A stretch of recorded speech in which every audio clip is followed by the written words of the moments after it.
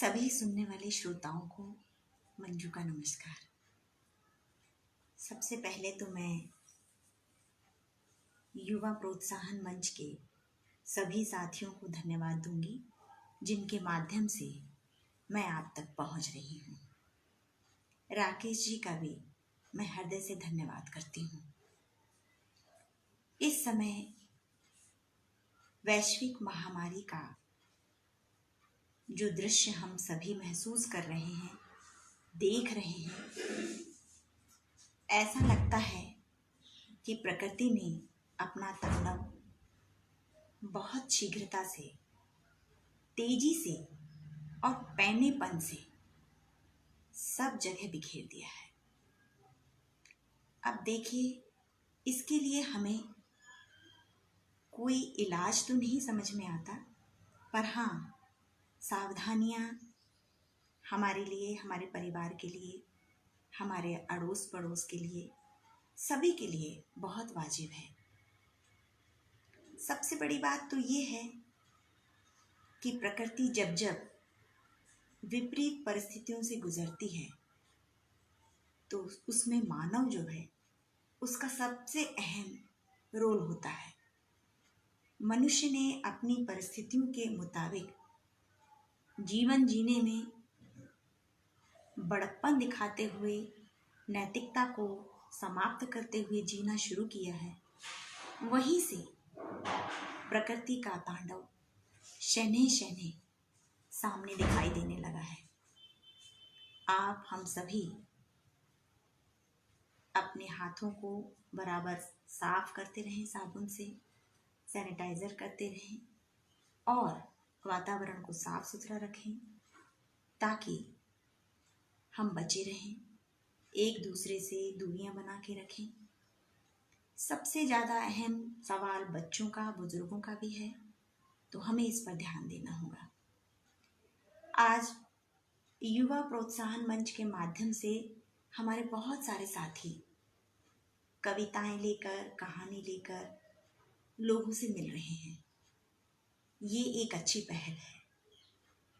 मुझे आशा है भविष्य में ये पहल और भी बहुत से लोगों को जोड़ने का प्रयास करती रहेगी।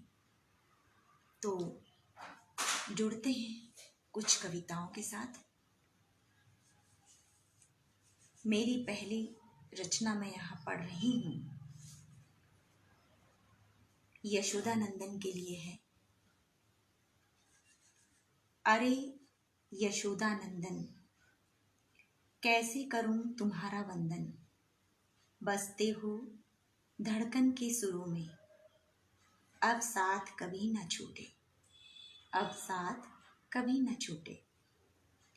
उजाले की रश्मि में ओझल न हो तुम्हारी लगी, उजाले की रश्मि में ओझल न हो तुम्हारी लगी, नीरज के आंगन में आंखें न लगे भले, सो न सकूं, ध्वनि न होगी गुपचुप, पदचाप भी पुकारे गली गली, अब साथ कभी न छूटे, अब साथ कभी न छूटे। तुम तो जग के आंचल हो, नियंता हो, सबल हो, प्रकृति के चिराग हो, सूक्ष्म भेद के रचयिता हो। मेरा अदना सा कद, मेरा अदना सा कद, तुम तो विश्व विजेता हो। स्मरण रहे तुम्हारा, स्मरण रहे तुम्हारा, अब साथ कभी न छूटे, अब साथ कभी न छूटे। मेरी अगली रचना अभिव्यक्ति से जुड़ी है। अभिव्यक्ति मनुष्य के भीतर जो समेटी हुई परिस्थितियां हैं उनको बाहर निकालने का ही एक अवसर है। कहना है कला के निश्चल स्पंदन से, अनुभव की परिपाटी में प्रस्फुटित अंकुर। कहना है अतीत के रहस्यमय क्षणों की दर्द भरी स्तब्ध व्यवस्था उनसे जुड़ी हुई। कहना है लंबे लंबे रास्तों से गुजरे पलों की आधार खड़ी कर देने वाली दशा। कहना है विचारों की गहरी पैठ कंपन से कैसे समाज तक पहुंचाई जा सके, कैसे समाज तक पहुंचाई जा सके। कहना है असीम आकाश में निर्विकार आनंद की मंथन करती स्वर लहरी जो तरंगित कर दे मन को। कहना है बहाव में सर्जना होगी, अभिव्यक्ति यही टटोलती है, अभिव्यक्ति यही टटोलती है। इस समय परिस्थितियां भिन्न हैं। लोगों के इलाज चल रहे हैं, दवाइयां हो रही हैं। ऐसे ही एक व्यथित मन वाली स्त्री जब अपने पति को बिस्तर पर देखती है, दवाइयां चल रही हैं, इलाज चल रहा है, तब कह उठती है। उसकी मानसिक स्थिति बड़ी विचलित है और वो क्या कहती है, इस पर कुछ पंक्तियां लिखी गई हैं। तुम उठोगे कब, तुम उठोगे कब, मैं देखना चाहती हूँ तुम्हारा चलना। तुम्हारी दवाइयां चल रही हैं, तुम उठोगे कब, मैं देखना चाहती हूँ तुम्हारा चलना। कितने पहर, कितने दिन, कितनी रातें बीतती जा रही हैं, मैं दृष्टा बनकर तुम्हें देख रही हूँ। शैया, फिर डॉक्टर, फिर लगातार बोतलें दवाई की, नर्स हर पहर तुम्हें टटोलती, नसों को देखकर रक्त ले जाती, जांच करती, दवा बदली, डॉक्टर बदले, समय बदल रहा है। तुम ये नहीं कहते अब ठीक लग रहा है, तुम ये नहीं कहते अब ठीक लग रहा है। कब लगेगा ठीक, कब लगेगा ठीक। मैं फिर कल का इंतजार कर रही हूँ। तुम निश्चित ही चलने लगोगे, तुम निश्चित ही चलने लगोगे, सब काम करोगे और मैं भी तुम्हारे साथ हाथ बटाने चल पड़ूंगी, मैं भी तुम्हारे साथ हाथ बटाने चल पड़ूंगी। इस समय दवाइयों के साथ साथ दुआओं का भी बहुत जोर है और दुआएं भी काम करती रहेंगी।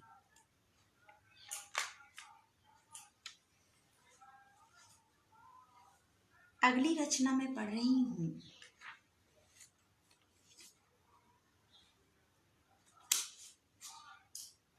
कर्तव्य से। मुझे अभी बहुत काम है करना, मुझे अभी बहुत काम है करना। कितने कांटे, कितने पत्थर, जीवन के हर भाग के नश्वर द्रवित नहीं कर सकते, उनसे अब क्या डरना। मुझे अभी बहुत काम है करना, मुझे अभी बहुत काम है करना। शब्द से क्या कोई चीरेगा, शब्द से क्या कोई चीरेगा। कितनी निगाहें पीछा करेंगी, कितने व्यंग कसेंगे उर के बंधन से। उल्लास का बहेगा झरना, उल्लास का बहेगा झरना। मुझे अभी बहुत काम है करना, मुझे अभी बहुत काम है करना।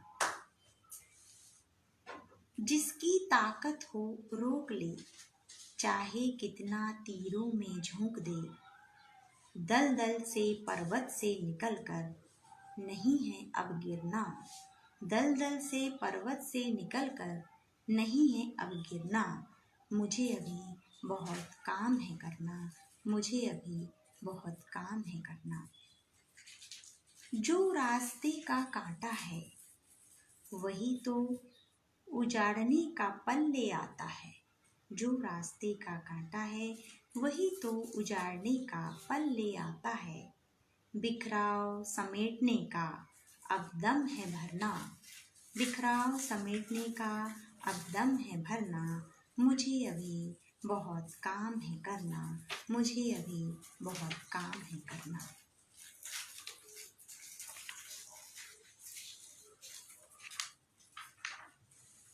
कुछ रचनाएं जो अनायास लिखी गई हैं,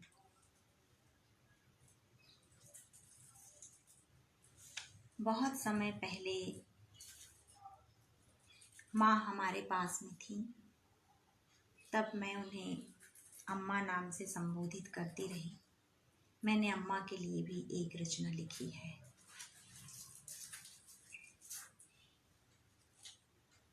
शीर्षक है अम्मा। तुम्हारे हृदय में बसी रहूं, तुम्हारे हृदय में बसी रहूं, जब जब सांसों का उल्लाह रहे, पलछिन दुखों की बयार रहे, बिछौना तुम्हारे आंचल का सदा मेरे आसपास रहे, तुम आओ पास मेरे, तुम्हारे हृदय में बसी रहूं, तुम्हारे हृदय में बसी रहूं। तुम्हारी थमती सी चाल, बूढ़ी आंखों की मंद रोशनी, खेत की मिट्टी की खुशबू, तुम्हारे काम की गाथा, हर एक दिशाएं कहती हैं सूनेपन में, तुम्हारे बिना किससे कहूँ, तुम्हारे हृदय में बसी रहूं, तुम्हारे हृदय में बसी रहूं। कैसा भी मौसम हो, कैसी भी रातें हो, कैसी भी हलचल हो, तुम्हें मेरी जरूरत है और मुझे तुम्हारी, तुम्हें मेरी जरूरत है और मुझे तुम्हारी, तुम्हारा बिछोह कैसे सहूं, तुम्हारे हृदय में बसी रहूं, तुम्हारे हृदय में बसी रहूं। तुम तो ममता लुटा कर चली गई, मेरे अकेलेपन का बोध करा के चली गई, अब कहाँ सुधि ले लूं, कहाँ रहूं, तुम्हारे हृदय में बसी रहूं, तुम्हारे हृदय में बसी रहूं।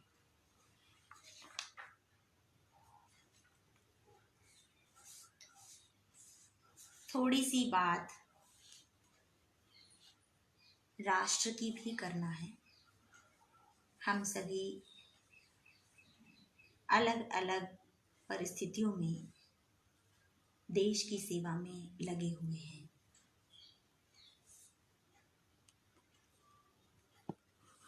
एक रचना लिखी थी मैंने, उन्नति शीर्षक है। राष्ट्र की उन्नति का द्वार तुम खोल दो, राष्ट्र की उन्नति का द्वार तुम खोल दो, विद्वेष की आंधियों को, नफरतों की कड़ियों को तुम परे ढकेल दो, नहीं बांधो जंजालों को, नहीं बांधो जंजालों को, जो कड़वाहटों से तुम्हें छलनी करें, जो कड़वाहटों से तुम्हें छलनी करें, हवा नहीं दो उन सवालों को, भाईचारे से बनाएं आओ हम इतिहास, भाईचारे से बनाएं आओ हम इतिहास, झगड़ों को दूर करें ना करें असभ्य परिहास, झगड़ों को दूर करें ना करें असभ्य परिहास, विकास का आधार हो, निर्माण का विस्तार हो, देश सेवा में सदा प्राणों का संचार हो, मातृभूमि के लिए सदा स्वर समान हो, विश्व शांति का प्रण करें, स्थिर विश्वास का प्रमाण हो। श्रम सेवा भक्ति से आओ हम आह्वान करें, मानवता के लिए सदा यशगान करें, मानवता के लिए सदा यशगान करें।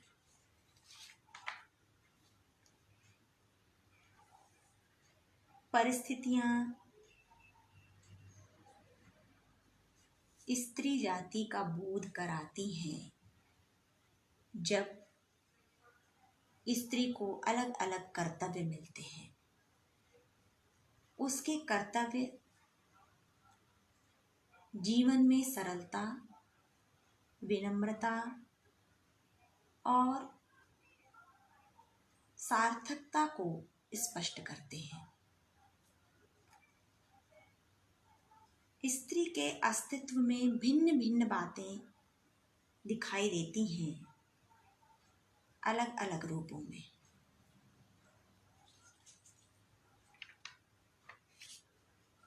एक कविता मैंने लिखी थी, जाने अनजाने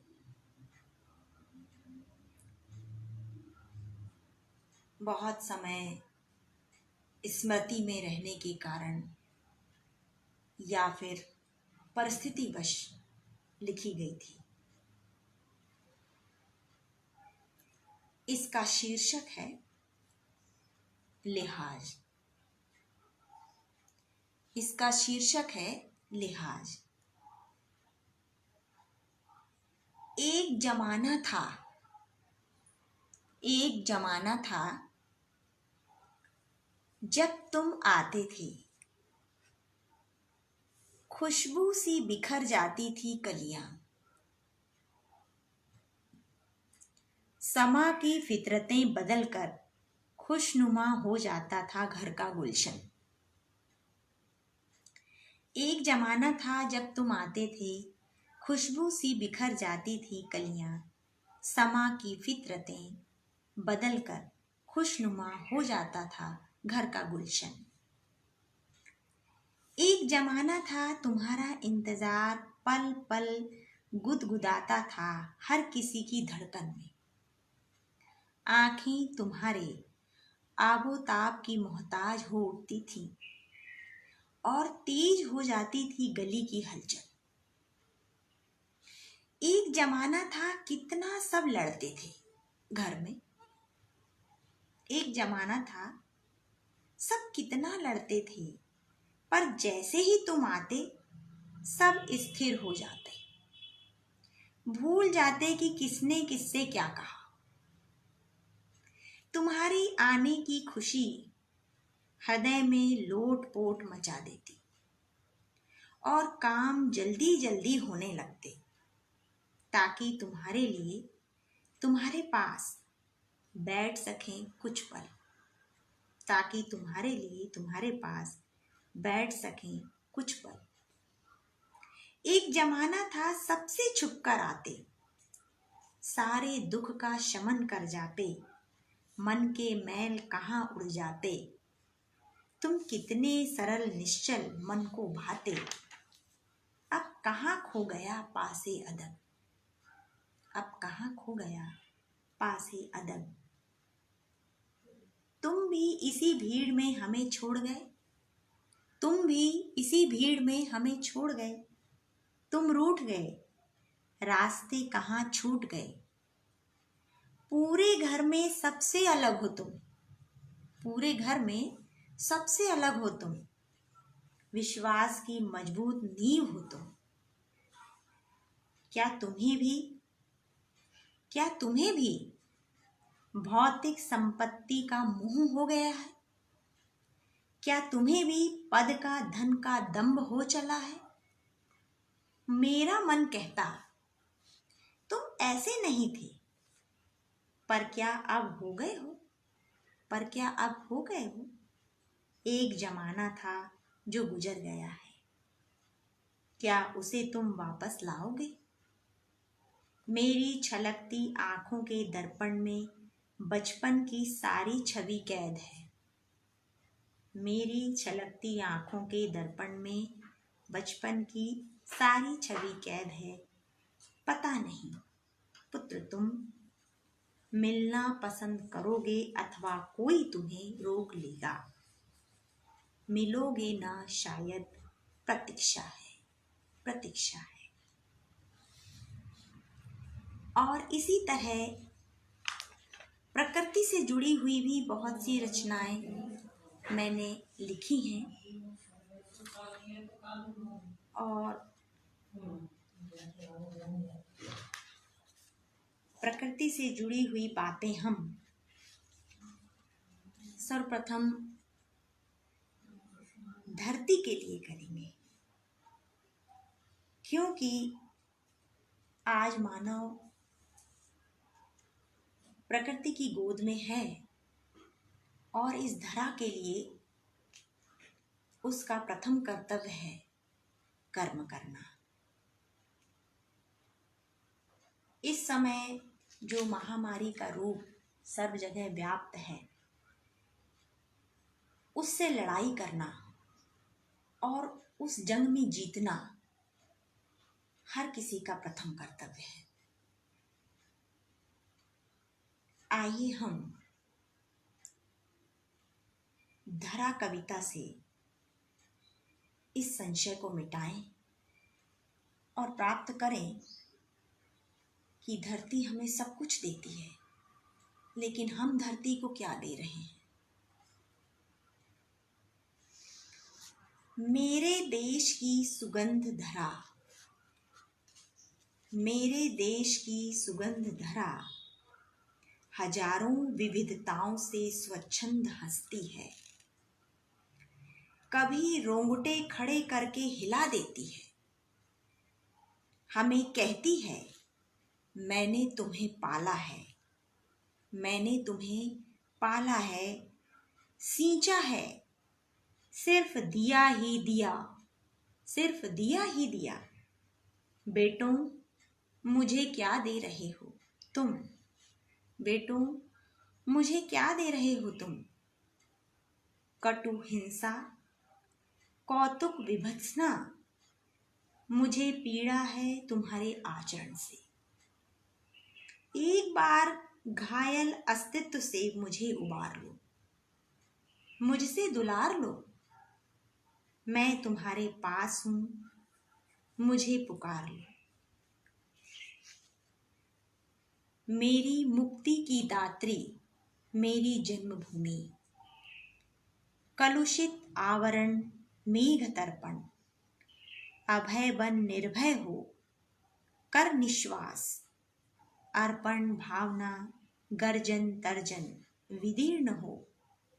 शांत हृदय से करो भी हिंसा का तुम मर्दन।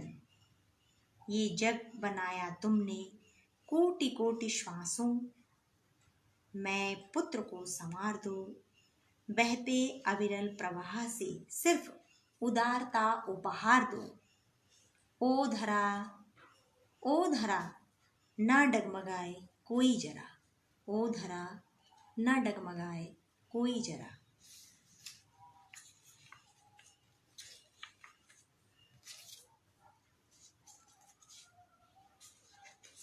विपरीत परिस्थितियों में हम ईश्वर का स्मरण करते हैं, सब अपने अपने तरीके से करते हैं। और इसी स्मरण के एक बिंदु को मैंने भी साधना करते हुए माँ भगवती को याद किया है। ये परिस्थितियाँ हमारे अंदर शक्ति पैदा करें और हम इस रोग से निजात पा सकें। आइए हम शक्ति का आह्वान करें। वरदान की छवि हो तुम, दानव से दुष्टों से चैतन्य हो तुम। विभावरी की बेला पर प्रज्वल आभा हो तुम, कठोर साधनाओं का दावा हो तुम विराट हो, ब्रह्मांड का सिंगार हो, करुणा का सागर हो तुम, न्याय का प्रतीक हो तुम।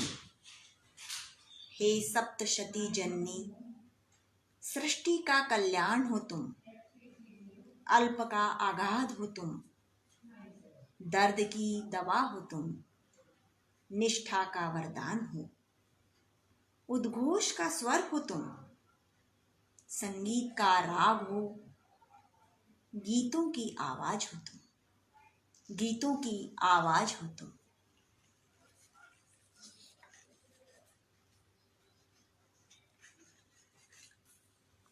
एक रचना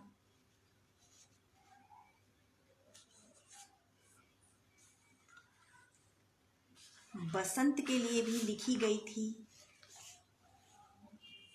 उसे भी मैं आप तक पहुंचाती हूँ।